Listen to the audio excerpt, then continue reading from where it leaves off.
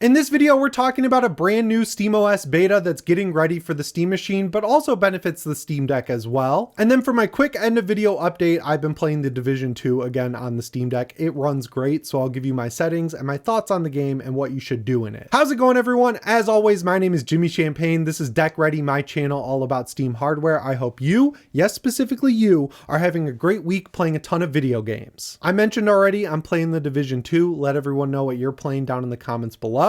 And also help me out and subscribe to the channel. We might be at 100K by the time I post this. We're in like the no man's land. Right now, when I'm recording this video, I think I have 500 subs to go. So I want to believe in myself a little bit and just assume that since I have like 2 videos already recorded right now, that I have hit 100K by the point that you're seeing this one. That's like a fingers crossed goal. Regardless, more subscribers always helps. I work my ass off on this channel and I would really appreciate a subscription. This video is sponsored by Squarespace. Squarespace just leveled up with its new feature called Design Intelligence. It takes over 2 decades of design expertise and supercharges it with AI tech. And this stuff is cutting edge, so you'll be able to build an awesome looking website in a matter of minutes. One thing about Squarespace that I love is their visual design tools. They're modern, they're intuitive, and they're easy to work with, which cuts down on the busy work behind building out a website. And Squarespace also makes setting up an online store super simple. Of course, you can showcase products, but you can also build out individual listings or even show related products to the one people have clicked on.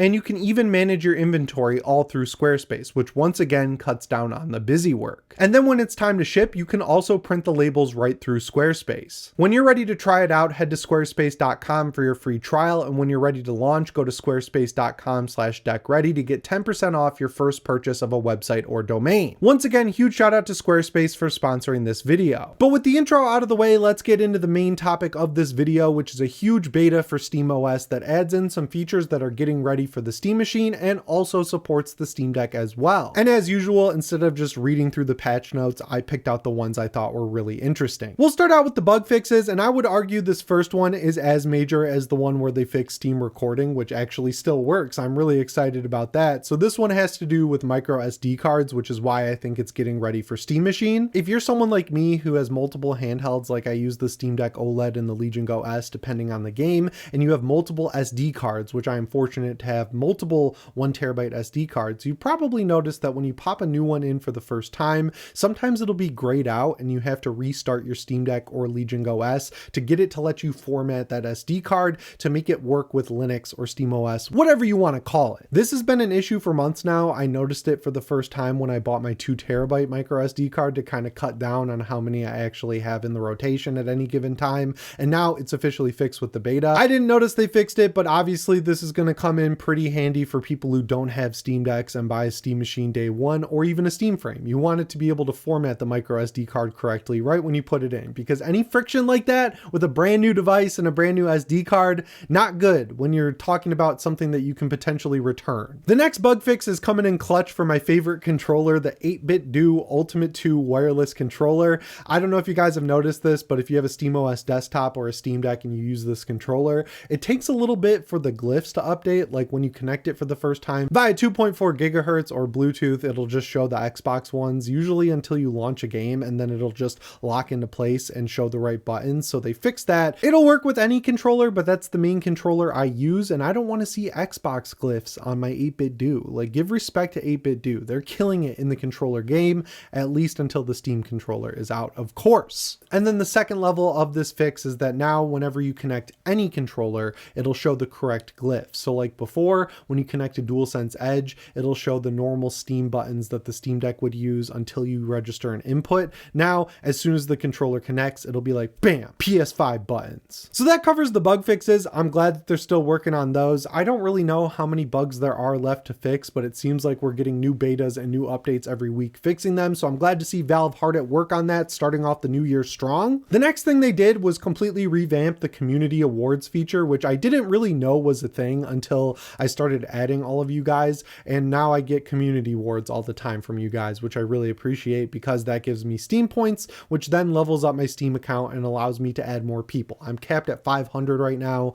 and then I need to increase my levels. So I added $5 to my Steam account to get some trading cards to craft more badges and level up. So the community awards used to really help, but now they don't really help anymore because they've removed points from the scenario entirely. And the reason they did this this is because of a metagame that developed on the Steam discussion forums and community pages where people were basically rage baiting underneath specific games to get Jester awards. So like the goal is to say something so crazy that you just stack Jester awards, which then in turn gives you Steam community points. So it was kind of encouraging people to just say mean things about games or like say crazy stuff instead of actually having a discussion about the game, just so they could farm Steam points to craft badges, increase their level, theoretically to get the benefit that I want out of it, which is being able to add more people, because, you know, they cap you at 250 at first, then it goes up to 500. I think it goes all the way up to like 2,000 at the end of the list. So like if you farm points by being an asshole on the discussion forums, that's a good way to skip your way to the top. So not only did they remove points from the equation entirely, so you can't farm points anymore, they also only have 12 badges that you can award people now. And that's kind of a bummer because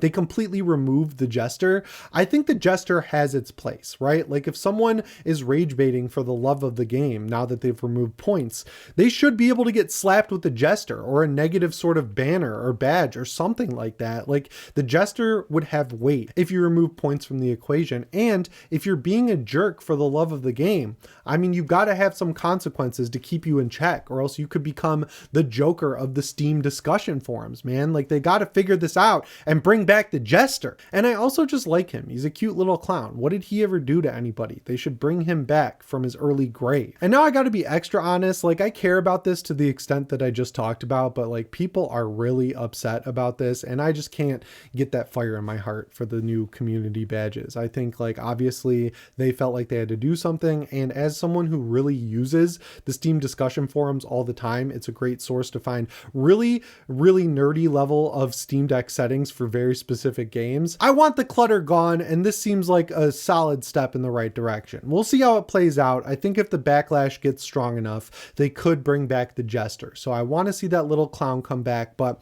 if we don't get him, I think the goal was noble, and it's not really that big of a deal at the end of the day. And the last thing they added was support for the NT-Sync driver. I did a lot of research to understand what this does, and it gets really nitty gritty and really technical. So basically, in dumbass terms, which is what I understand, what this does is reduce the amount of steps Linux has to take to translate a Windows game and then run it on your Steam Deck, which is good. And the reason this is really coming in clutch for older games and not newer games is because they have a newer version of it called F-Sync that's really good for games that are coming out now versus games that came out over 10 years ago, like Call of Duty 4 Modern Warfare, which is a game that someone tested before this F-Sync update, and after it went from around 100 FPS to 120. So it's not really going to be noticeable in that specific game if you're on the Steam Deck OLED, because regardless it's running over 90 FPS. But in those scenarios where it might have dropped to like 89, it won't do that anymore when F-Sync is activated. And the best part is, once this makes its way into official SteamOS, you won't have to do anything to activate it. It'll be like, hey,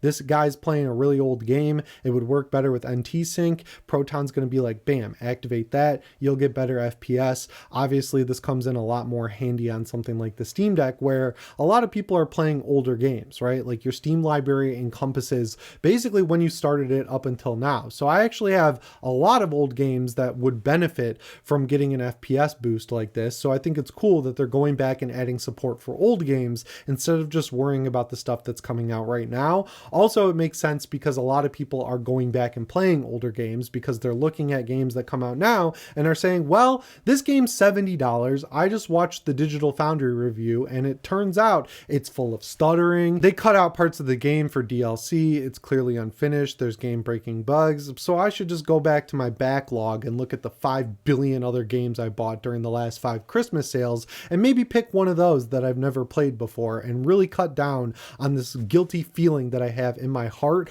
of being a digital hoarder. So if people are playing older games, it's nice to see Valve noticing that and going back and adding quality of life features like this one that you won't even notice, helping you play your games at higher frame rates. It's just a good move at the end of the day. So if you've got an older game that you've really been dying to play from the 360 era, like The Evil Within 1, Tomb Raider 2013, Rise of the Tomb Raider, you know, that stuff that really was a lot better than what we're seeing today, if we're being real and honest, you should see a noticeable bump to your FPS in those games on the Steam Deck. And of course, this will make its way up to the Steam machine if you're playing those older games and it just doesn't have enough horsepower to get 60 FPS. Hopefully NT-Sync think makes that achievable on the Steam machine or any desktop or PC you're running SteamOS on, because you can install it on anything these days. And speaking of old games, let's talk about The Division 2, because Ubisoft apparently realized this game is awesome and they've added in tons of new content, and as it turns out, it runs really well on the Steam Deck. So if you want to try this game out for yourself, I think it's on sale for $3 right now, and it's definitely worth picking it up just to try it at that price. And the settings are really easy. Just set it to the medium preset, go to the graphics menu, scroll down to resolution scale and set it to 75%.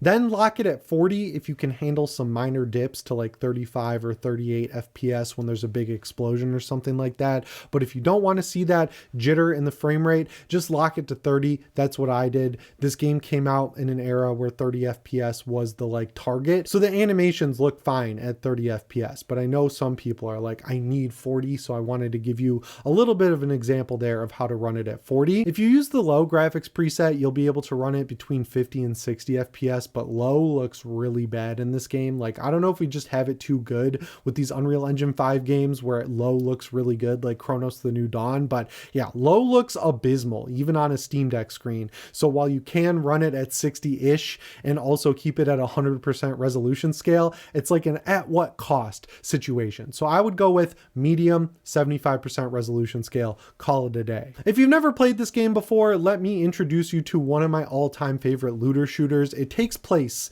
in a 1-to-1 scale replica of Washington, D.C., and the levels do not disappoint in terms of letting you do things like make your base of operations the White House or have a raid in the Capitol building. It is one of the coolest maps Ubisoft's ever made, and it's just amazing to walk around and see it in this post-apocalyptic-ish state where there's like deer walking around. I don't know. It reminds me of the first season of The Walking Dead. They have 2 expansions as well. One of them is called Warlords of New York, and it takes place in New York City after a big hurricane. So there's like these banners hanging on buildings. There's buildings that are ravaged by hurricanes. It's a little bit lush and overgrown. It's really good looking. And then there's another New York based expansion called The Battle for Brooklyn, which is also really good. I'm playing through it right now. It's challenging. So if you've never played it before, you've got the entire game to work through to get to level 30. Then you've got Warlords of New York to get to level 40. And then you can start grinding exotics, building builds, doing all the fun stuff that comes with Diablo style ARPG type games. This is one of my most played games ever. It is a bummer that it's always online, but like playing it on a handheld feels like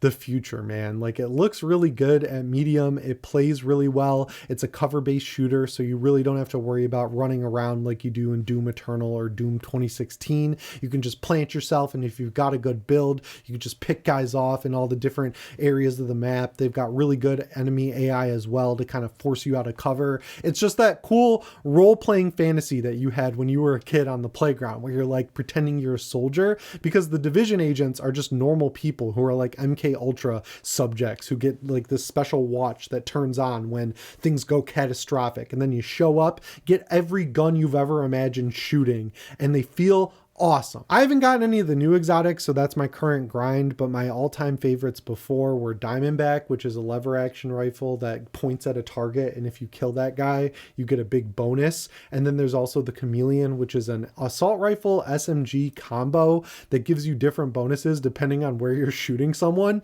So like if you shoot them in the legs a lot, you get faster reload. If you shoot them in the head a lot, you get better crit. It's just a cool gameplay system, and I'm really excited about the Division 3. But if you played the first game, they had a mode called Survival, which was like the first extraction shooter on console, and it was so addicting. They're bringing that back in the Division 2 with Division 2 Survivors. Cannot wait for that. So get it while it's on sale, but if you pay less than $10, you've got hundreds of hours of content waiting for you, and I think it's great on the Steam Deck. Anyway, guys, that's all I've got for you in today's video. As always, my name is Jimmy Champagne. I'll see you in the next one. Thanks for watching, and shape on.